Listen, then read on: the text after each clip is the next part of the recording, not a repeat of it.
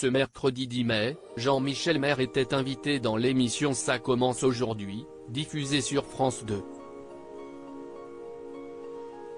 Auprès de Faustine Bollaert, le chroniqueur emblématique de Cyril Hanouna a fait des confidences sur cette femme qu'il avait copieusement arnaquée. Celui qui a sorti, fin 2022, le livre Mémoire d'un loser heureux a ainsi raconté à l'animatrice télé cette mésaventure vécue avec son ex-compagne, qui lui a dérobé énormément d'argent derrière son dos. Il a d'abord reconnu avoir toujours multiplié les expériences, les échecs et les trahisons, en précisant avec philosophie avoir toujours réussi à rebondir.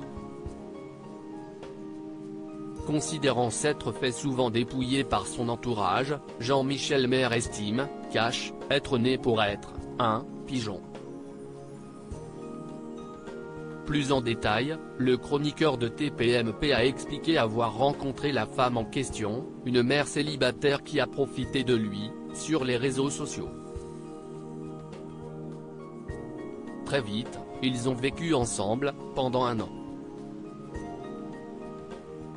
Très emballé par cette nouvelle histoire, il a accordé sa confiance facilement, à tort, puisque son ex-compagne lui avait fait part de tout un tas de mensonges sur son présumé passé compliqué. Les arnaques ont réellement commencé avec une perte d'argent via un jeu de poker. Un homme un peu mis sous tutelle, on est resté 1 an et demi ensemble. Et je me suis rendu compte à la fin qu'elle m'avait menti sur son prénom, son âge, sa nationalité, que son père ne l'avait jamais violée, que son mari était toujours vivant.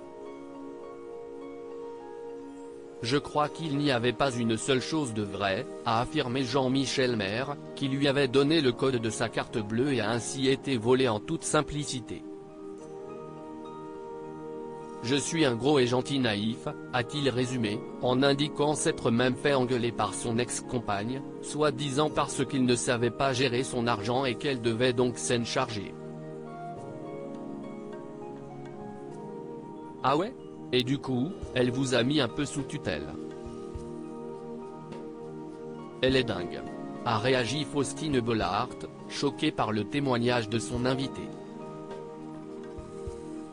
Finalement, c'est sa banque qui l'a alerté concernant les mouvements étranges qu'il y avait sur son compte, perçant à jour l'escroquerie dont il était victime au quotidien. Article écrit avec la collaboration de 6 médias Crédit Photo, Capture Écran France 2.